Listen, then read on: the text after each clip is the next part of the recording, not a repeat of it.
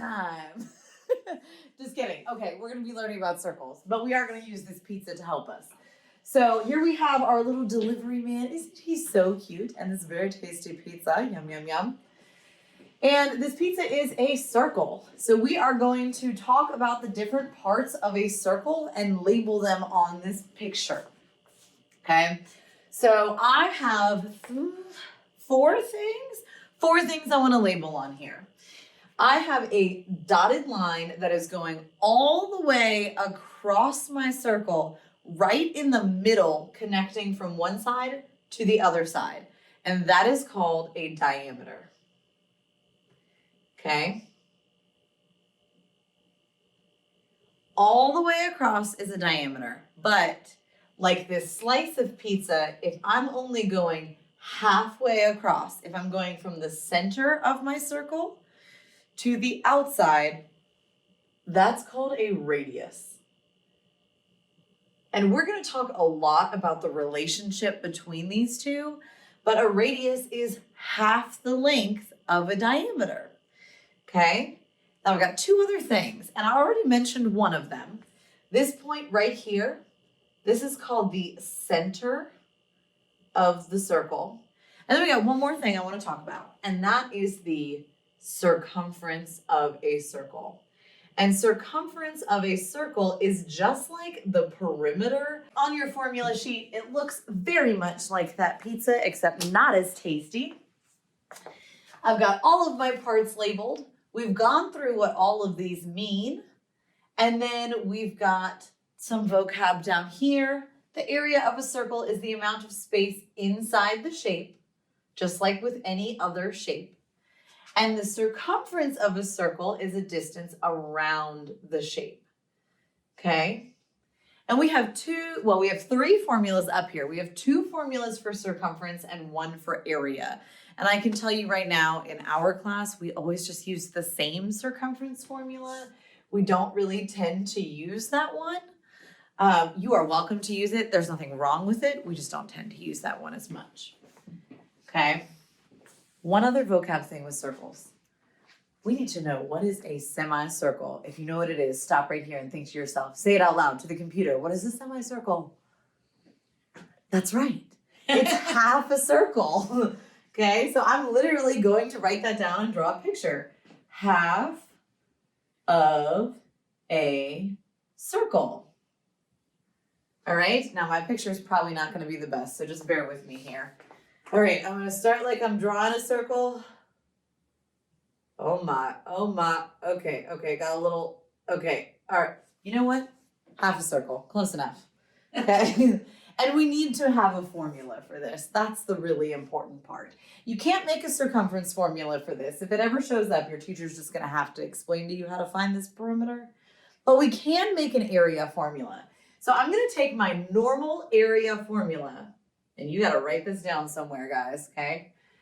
And since I'm only talking about half of a circle, I'm going to sneak a 1/2 in here.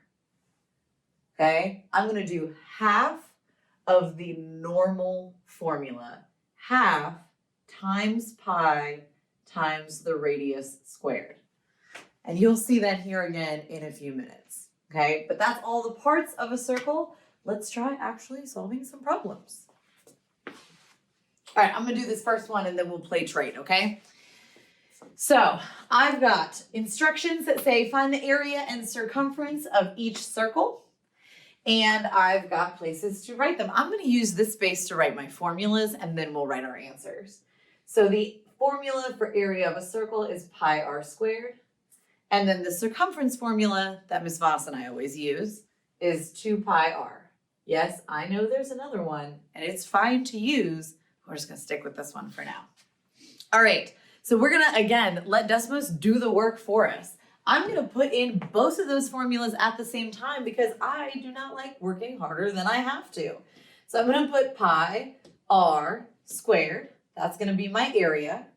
And then on the next line, I'm going to put 2 pi r, and that's going to be my circumference.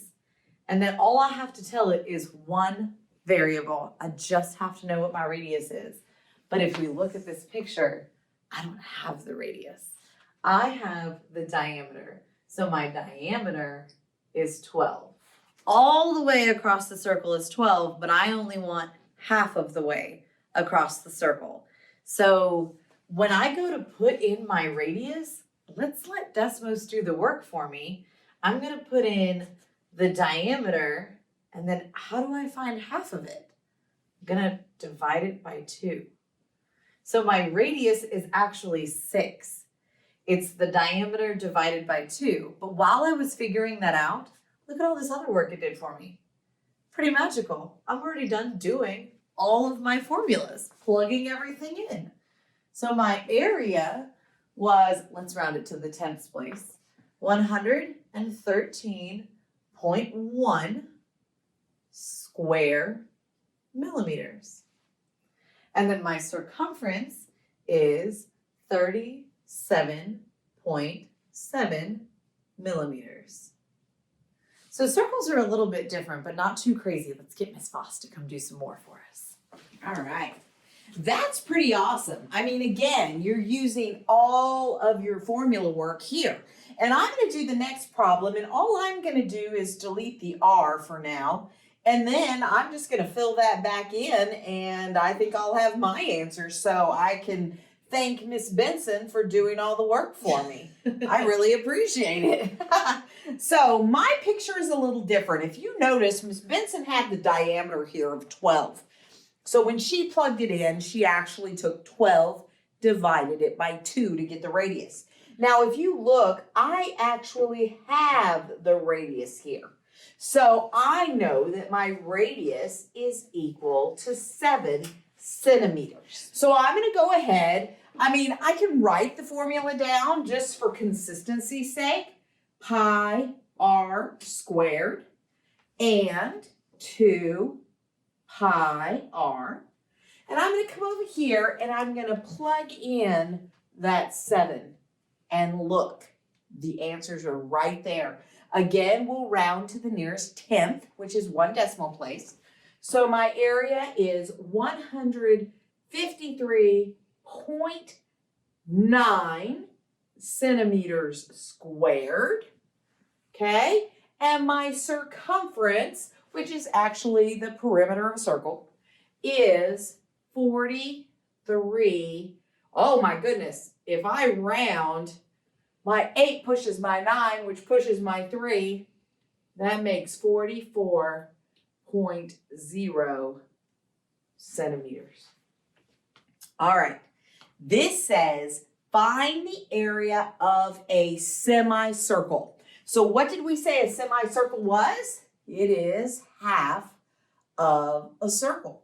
So they want us to find the area. So let's go ahead and write that formula. The area, and I do this sometimes, sub-semi. That way I remember it's an area of a semicircle, okay, equals 1/2 pi r squared. This is the regular area of a circle. And a semicircle, we just drop in that 1/2 in front, okay? So I'm going to come over here. I'm going to get rid of my circumference formula, and I'm going to jump up to my area formula. And again, Desmos is king. I'm going to put a 1/2 right in front of it. Now I just have to change my radius because, well, actually, this is a diameter, excuse me. My diameter is 5, right? Because it's going from here all the way across. So to find my radius, I'm going to have to put my diameter in and divide by 2. If I want to know what my radius is, it's 2.5. But Desmos did all the work for me and found the area. So this is, rounding to the nearest 10th, 9.8 inches squared. Pretty handy. That's awesome. I mean, you can't beat this. Now, there are also going to be some word problems, so we really have to remember those key words, okay, that we talked about earlier in earlier videos. So here's our gardener, and it says, a lawn sprinkler sprays water 5 feet in every direction as it rotates. Interesting. So let's draw a sprinkler. And it sprays water this way for 5 feet and this way for, oh my goodness. It sprays water all over the place, right?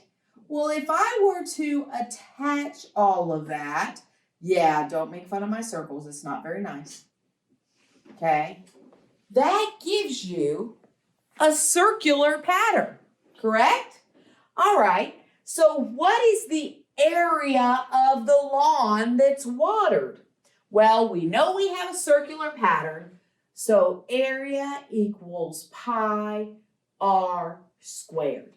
And we know we were told that when this sprinkler rotates, it shoots water 5 feet in every direction. So that means my radius is equal to 5.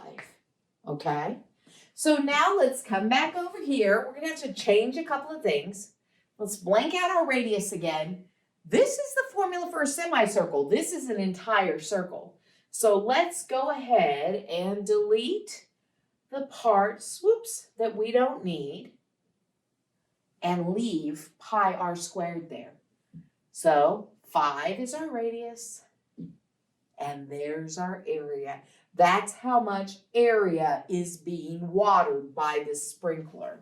So again, if we're rounding to our nearest tenth, it will be 78 point, that 3 tells it to stay still, so the 5 feet squared. And there you go. So sometimes with these problems, if you're reading it and you're like, what shape are they talking about? Just start drawing and you will figure it out. Draw what they say, okay? And then you'll start to figure out what exactly it is. That's very important in geometry. Marking values and drawing is very important. All right, well, that's that. Let's keep working. We'll see you guys later.